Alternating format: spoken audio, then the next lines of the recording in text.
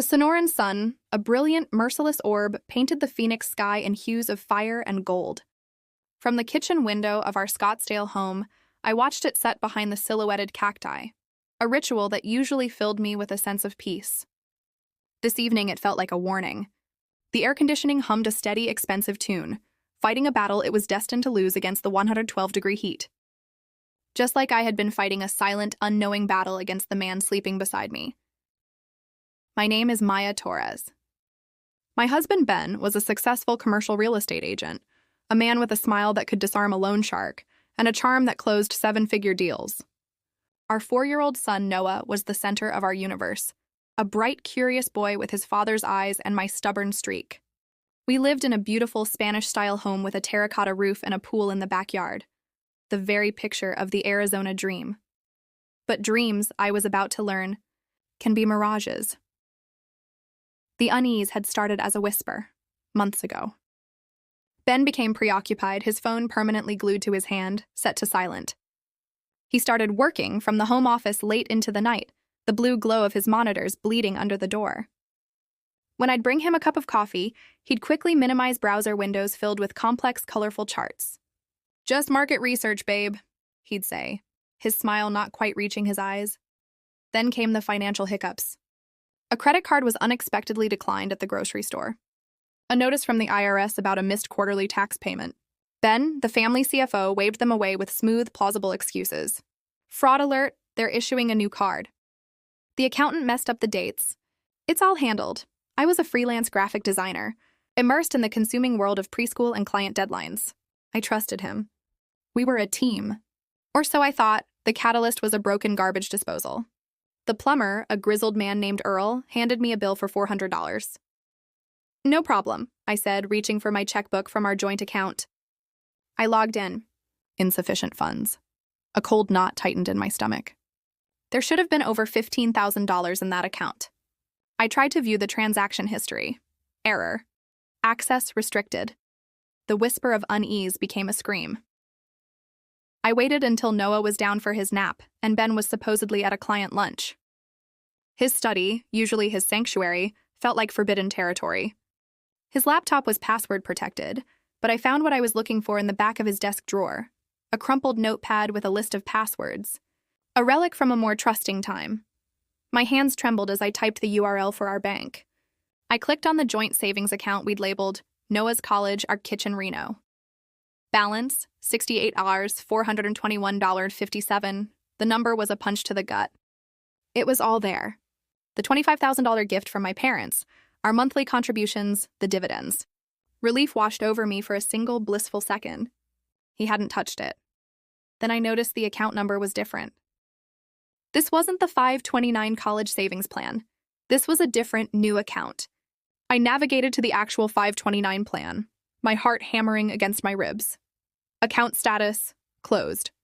Balance, 0 zeros, a full withdrawal had been processed 3 weeks prior.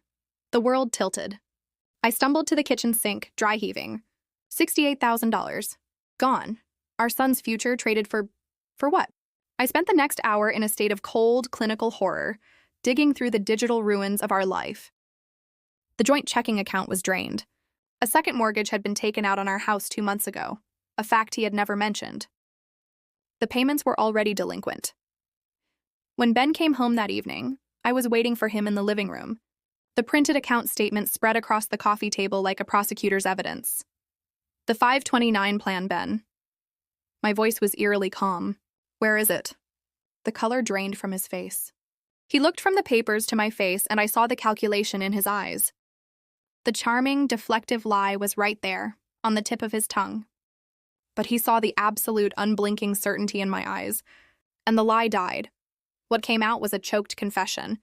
A story of secret day trading, of volatile crypto, of leveraging our assets to chase losses in a desperate, pathological gamble.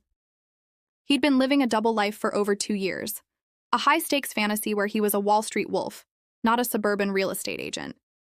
And the house? I asked, my voice cracking. "We have to sell it, Maya," he whispered, his eyes hollow. "The second mortgage, I can't."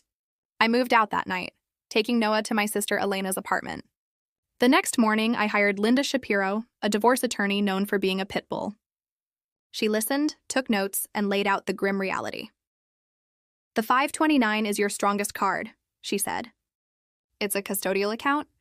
He stole from your son. That's not a marital asset. It's a crime. The forged signature on the withdrawal form is felony fraud." But Ben was already 2 steps ahead. While I was sitting in Linda's office, he was with a real estate agent, a golfing buddy named Chad. He produced a forged power of attorney document, claiming I was emotionally incapacitated and had given him sole authority to handle our assets.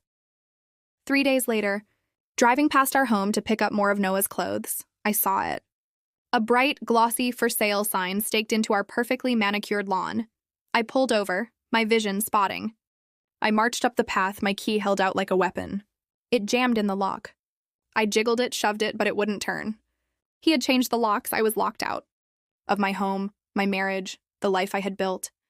I sank to the warm concrete of the porch, the sobs finally coming, great heaving waves of grief and rage.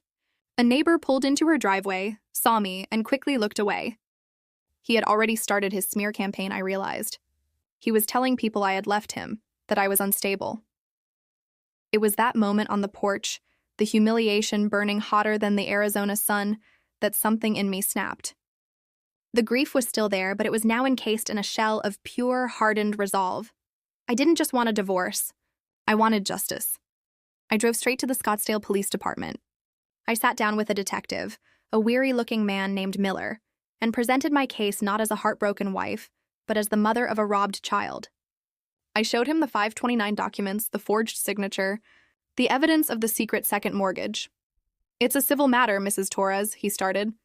But I cut him off. "With all due respect, detective, it's not. This is grand theft. This is fraud. This is identity theft.